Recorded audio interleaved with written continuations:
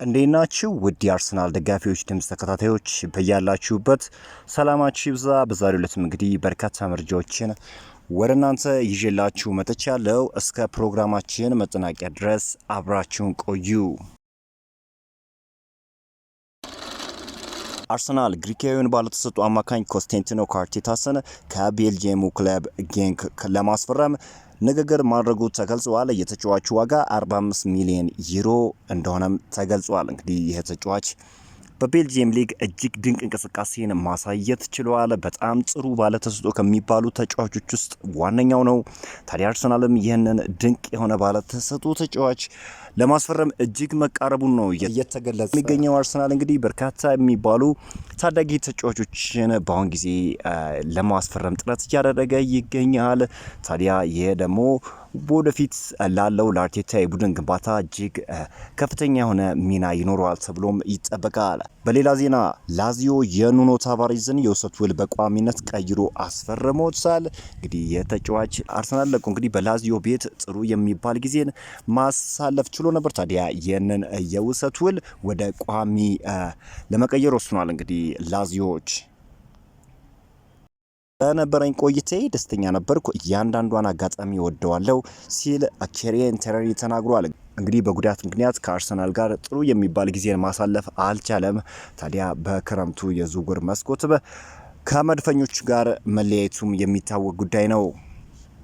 ሌላኛው መረጃችን እንግዲህ የፓርቲን ኮንትራት በተመለከተ እንግዲህ የፓርቲ ኮንትራት የዘገየው የፓርቲ ወኪልና የአርሰናል አመራሮች ስላልተስማሙ እንደሆነ ታውቋል። የፓርቲ ወኪል ፍላጎቱን ለፓርቲ የ3 ዓመት ኮንትራት ክለቡ እንዲያቀርብለት ሲሆን ክለቡ ደግሞ ከ2 ዓመት በላይ ለፓርቲ ኮንትራት ማቅረብ እንዳልፈለገም ተገልጿል። አርሰናል ታዲያ የቶማስ ፓርቲን ኮንትራት ለማደስ ንግግር ላይ መሆናቸውን አሳውቋል። የቶማስ ፓርቲ ኮንትራት በዚህ ወር መጨረሻ አካባቢም የሚጠናቀቅ ሲሆን ተጫዋቹ በአርሰናል መቆየት እንደሚፈልግም አሳውቋል።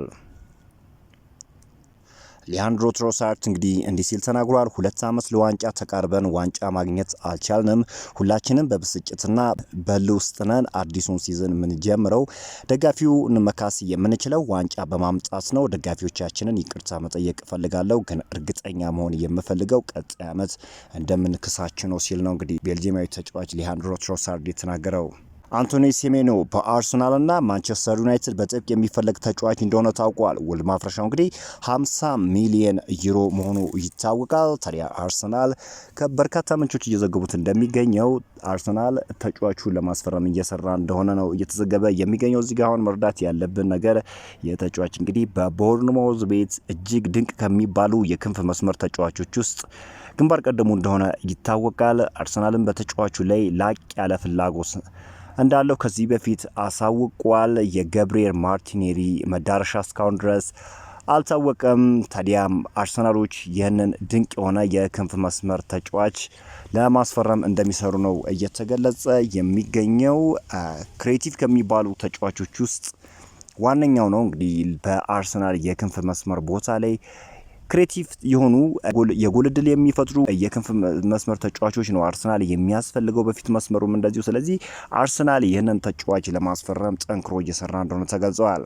ገብርኤል ማጋሌሽ በቅርቡ እስከ 2030 የሚያቆየውን አዲስ ኮንትራት ይፈራረማል ተብሎ ይጠበቃል። ገብርኤል ማጋሌሽ ታዲያ የሳውዲ ጥያቄዎችን ውድቅ በማድረግ በአርሰናል መቆየትን መምረጡ ተዘግበዋል። እንግዲህ ይህ ድንቅ ብራዚላዊ ተጫዋች ለአርሰናል በዘንድሮ የውድድር ዘመን ምን ያህል ወሳኝ ተጫዋች እንደሆነ ማሳየት ችሏል። አርሰናል ያለሱ እንግዲህ በጣም ሲቸገር ተመልክተናል።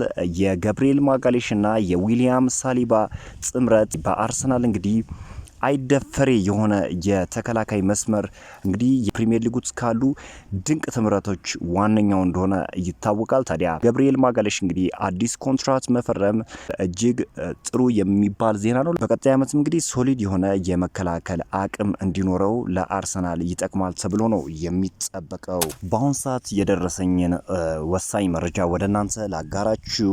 አርሰናል እንግዲህ ቤንጃሚን ሼሽኮን ለማስፈረም በ70 ሚሊዮን ፓውንድ ዝውውሩን መጨረስ እንደሚፈልግ አሳውቋል።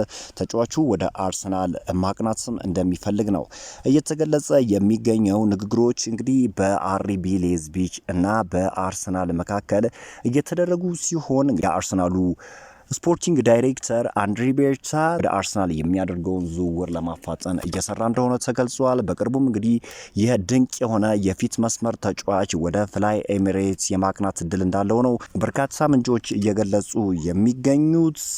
አርሰናልም እንግዲህ 70 ሚሊዮን ዩሮ ለተጫዋቹ ዝውውር ለመክፈል ዝግጁ መሆኑ ታውቋል።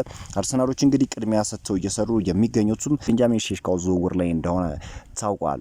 እንግዲህ ከዚህ በፊት የተጫዋቹ ክለብ የሆነው አርቢ ሌይፕዚግ ከፍተኛ የሆነ ዋጋ ለመጠየቅ ዝግጁ ነበር። ነገር ግን እንግዲህ ተጫዋቹ ወደ አርሰናል የማምራት ከፍተኛ የሆነ ፍላጎት እንዳለው እንግዲህ ለአርቢ ሌይፕዚግ ከፍተኛ ባለስልጣናት እንዳሳወቀ ነው እየተነገረ የሚገኘው። የተጫዋቹ ፍላጎት ላይ በመመርኮዝ ዝውውሩን ለማሳለጥ ጠንካራ የሆነ ስራ በአንድሪ ቤርታ አማካኝነት እየሰራ እንደሆነ ታውቋል። ተጫዋቹም እንግዲህ መዳረሻው አርሰናል የመሆን እድሉ ሰፊ እንደሆነ ተገልጿል። በ70 ሚሊዮን ዩሮም የተጫዋቹን ዝውውር ለመጨረስ እንደወጠኑ ነው የተገለጸው። ውድ የአርሰናል ደጋፊዎች ድምጽ ተከታታዮች በአዲስ ቪዲዮ እስክንገናኝ ድረስ መልካም ነው ተመኘው።